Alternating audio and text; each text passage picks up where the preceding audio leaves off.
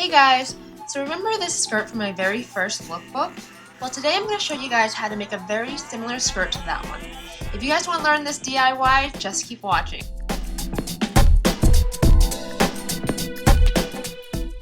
So the first thing you want to do is go to your local fabric store and pick out any fabric that you like.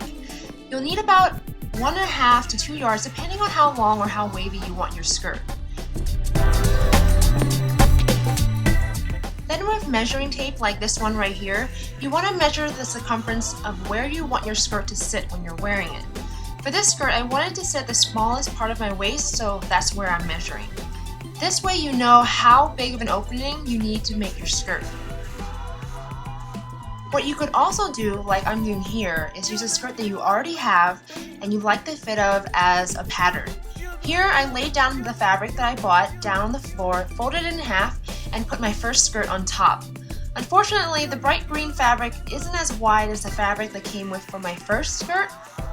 You want to be able to have at least 1/2 inch to 1 inch of extra fabric all the way around your pattern that you're using. This leaves room for sewing the seams and the zippers. If you're having a problem fitting your pattern on your folded piece of fabric like I am, try folding the fabric into a triangle. It will actually give you more space appropriate for the shape of a skirt. Once you're able to fit your pattern onto your fabric, then you can start cutting. Cut your fabric leaving about 1/2 inch to a full inch around your pattern. If you don't feel comfortable doing this step, feel free to trace 1 inch outside the pattern. It doesn't matter what you use because it'll be hidden later within seams or in the hem.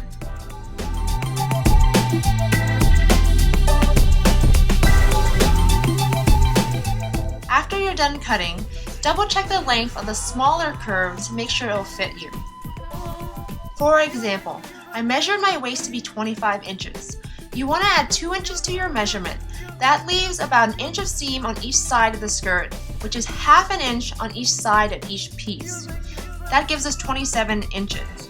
Then you want to take that number and divide it by 2 and use that number to measure one side of the skirt. If your measurements don't match up yet, don't worry, just start trimming. What you could also do is that once you find a pattern that you really like, make a paper pattern of it. It'll make your next skirt go a lot faster and a lot less measuring.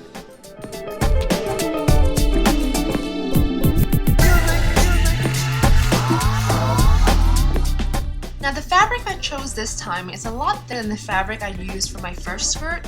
If you choose a fabric that's thinner, you might need to add lining to help the skirt keep its shape and to help people not see your underwear. Here I'm using the bright green fabric I've already cut as a pattern for my lining. In this situation, you can just cut right up to the edge of your exterior fabric. Now it's time for sewing. Now, there's a few ways you can go about this. You could piece everything together with pins and sew it all at the end, or you could sew as you go, like I'm going to do because I really don't like working with pins or being poked by them. Here I'm just going to use the pins temporarily to hold together each piece of lining with each piece of exterior fabric. This is my mom's marrow machine. It's a machine that actually trims and cleans up the edges while it sews. It also uses 3 separate threads to give a really strong hold. No, you don't have to use a machine like this to make a skirt. You could just sew by hand or use any basic sewing machine. This just happens to be my favorite machine to use. If you have any issues with your exterior fabric or your lining bunching up, pull both fabrics slightly taut while you're going through the sewing machine. If you're sewing by hand, you won't have this issue. Oh, and don't forget to remove the pins as you go so you don't get it caught in the sewing machine. I also forgot to record the next part, which is me sewing the 2 front and back pieces of the skirt together on one side. We're leaving the other side for the zipper later. Don't forget to make sure you sew with the linings facing out so that the ugly seam stays inside. Next, we're going to hem the top part of the skirt. When it comes to hems, I don't really like bothering with folding as I sew, so I like to use an ironing trick. I hand fold and iron my hems so that there's an ironed-in crease for me to go by. What you could also do is hold the hem using double-sided fusible web. is a slightly tacky double-sided material that you find in varying widths in fabric stores. It sticks to fabrics temporarily on both sides when you first apply it, but it bonds permanently when you actually iron it. It's also what I used on my first skirt, but this time since I have a lining, I'm actually going to iron and just sew. Next, you want to add the zipper to the open, unsewn side.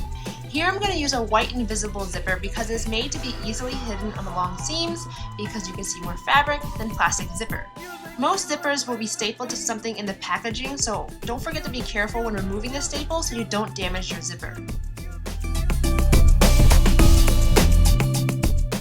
On the two open sides of your skirt, iron a 1/2-inch edge to prepare for the zipper. Follow the instructions on the package of the zipper and sew each side of your zipper to each side of the skirt one at a time. I like doing this one by hand because I'm not so good at the sewing machine where I could do it with the machine. After you're finished with the zipper, close up the remaining seam by sewing from the bottom of the zipper down to the bottom of your skirt.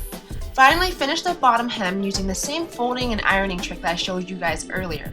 From there, you can choose if you want to use the fusible web again or a sewing machine, and then you're done!